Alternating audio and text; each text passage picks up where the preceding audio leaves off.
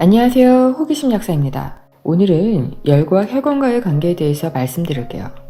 혈관 질환은 고혈압, 뇌경색, 뇌출혈, 급외출혈, 부정맥, 빈맥, 혈전, 동맥경화, 죽상동맥경화, 심장질환 등이 있는데요.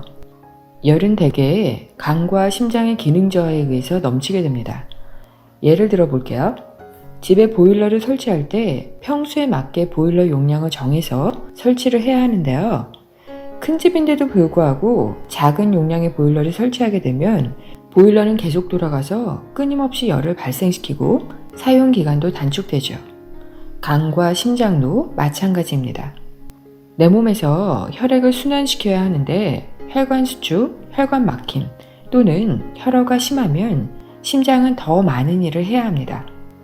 젊을 때는 그래도 그 일을 해낼 수 있는 에너지가 있지만 나이가 들면 그것도 쉽지 않거든요. 그러면 심장이 빨리 뛰거나 힘들어서 불규칙적으로 뛰는 일이 발생하게 됩니다. 그게 바로 빈맥이고 부정맥이죠. 두근두근 하기도 하고 가슴이 답답하거나 숨쉬기 힘들 때도 있어요. 심장이 처리할 수 있는 능력보다 더 많은 일을 해야 할 때 심장은 허덕이게 되고 열이 넘치게 되면서 이런 증상들이 생기게 되죠. 간도 마찬가지로 해독해야 할 것들이 많은데 용량이 적어서 허덕이며 일을 하게 되면 열이 넘치게 됩니다. 간은 정말 하는 일이 많은데요. 간열이 넘칠 때 생기는 증상들은 이미 영상으로 올려놨기 때문에 안 보신 분들은 이를 참고하시면 됩니다. 간에 대해 이야기하려면 담즙에 대한 이야기도 빼놓을 수 없는데요. 담즙이 얼마나 많은 일을 하는지는 다른 영상에서 다시 말씀드릴게요. 열이 유난히 위로 뜨는 분들이 있어요. 이분들은 체질적으로 간의 용량이 적은 분들이 많습니다. 저도 그런 편인데요. 스트레스를 조금만 받아도 따뜻한 성질의 음식을 드셔도 열이 쉽게 위로 넘치게 됩니다.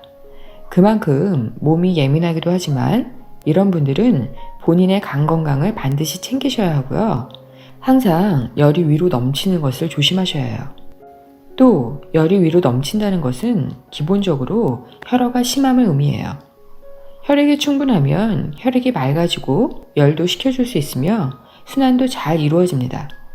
그런데 혈액이 충분하지 못한 상태, 즉 혈어가 있으면 혈액은 끈적끈적해져서 혈류 흐름이 원활하지 못하고 혈관 막힘이 잘 발생합니다.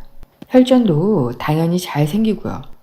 동양의학에서는 어혈로 표현할 수 있겠네요. 우리 피부도 뜨거운 바람에 노출되면 건조해지는데요. 혈관도 마찬가지입니다. 열이 넘치면 혈관 역시 건조해져서 손상을 받기 쉬워져요. 혈관의 형태를 잡아주는 ECM의 재료인 콜라겐과 엘라스틴도 말라버리고 기능이 저하됩니다. ECM이 탄탄해야 혈관이 손상돼도 빨리빨리 복구가 될 텐데 ECM이 말라버리면 혈관 탄력도 떨어지고 손상이 생기게 됩니다. 혈관이 손상돼서 너덜너덜해지면 혈관 내피 조직에 작은 사이즈의 LDL이 침착되기 쉬운데요. 대식세포나 산화적 스트레스로 인해 산화된 LDL은 대식세포에서 폼셀이 생성되고 죽상동맥경화가 일어나게 됩니다. 혈전도 생기고요. 이런 과정을 거치면서 뇌경색이나 경동맥 협착 등의 질환이 생기게 되고 뇌로 혈류 공급은 점점 줄어들게 되는 거죠.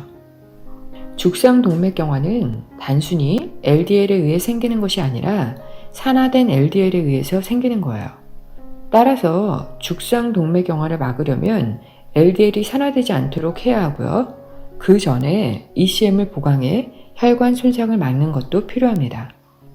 그런데 이보다 선행되어야 하는 것은 열이 정체되지 않도록 순환이 잘 이루어져야 한다는 거예요.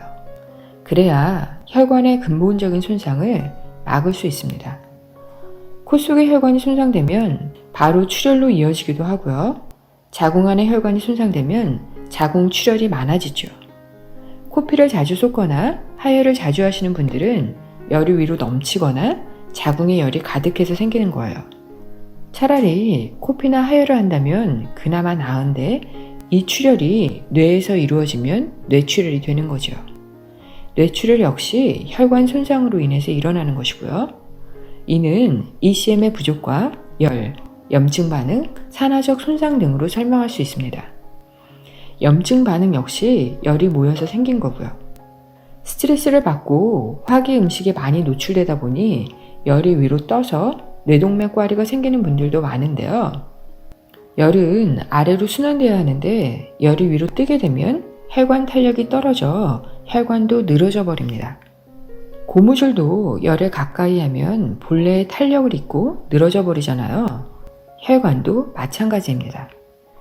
혈관이 늘어나서 풍선이나 꽈리처럼 부풀어 오르는 것을 뇌동맥 꽈리나 뇌동맥류라고 하죠. 열로 혈관 손상이 반복돼서 혈관 막힘이 생기면 당연히 혈압도 높아집니다. 그런데 열이 넘치면 혈압이 올라가는 또 다른 이유가 있습니다. 열이 위로 뜨면 혈관 탄력이 떨어지고 뇌의 내압이 증가해서 혈류 흐름이 원활하지 않게 돼요. 그럼 뇌로 혈액을 충분히 공급하기 위해 심장은 더 큰 힘으로 혈액을 밀어줘야 합니다. 이게 혈관의 압력을 더 세게 만들게 되죠. 그게 바로 고혈압입니다. 실제로 넘치는 간열과 심열을 빼고 혈압이 20에서 30 정도 떨어지시는 분들이 있습니다. 혈압이 높아졌다면 어떤 원인 때문인지 꼭 체크를 하셔야 합니다. 단순히 혈관 영양제만으로는 떨어지지 않는 분들이 꽤 많은데요. 이런 분들은 예민하거나 스트레스를 많이 받으시는 분들이거든요. 스트레스를 많이 받으신다는 것은 간열과 심열이 넘치기 쉽다는 의미이기도 하죠. 열이 순환되지 않고 정체된다는 것, 수승화강이 이루어지지 않는다는 것은 앞으로 심각한 질환이 일어날 수 있다는 신호이기도 합니다. 우리 몸은 항상 신호를 보내지만 그 의미를 파악하지 못하기 때문에 무시하고 넘어가는 경우가 많아요. 호미로 막을 걸 가래로도 못 막는 일이 생기기 전에 열이 순환되지 않거나 위로 뜨는 분들은 이를 간과하지 말고 해결하셔야 합니다. 간과 혈관 질환에 대해 좀 더 많은 정보가 필요하시면 호기심 약사를 클릭하시면 채널 홈페이지로 이동하고요. 간과 혈관 질환 카테고리를 따로 만들어 놓았으니 필요한 영상을 시청하시면 됩니다. 시청해 주셔서 감사합니다. 사랑합니다. 감사합니다. 항상 행복하세요.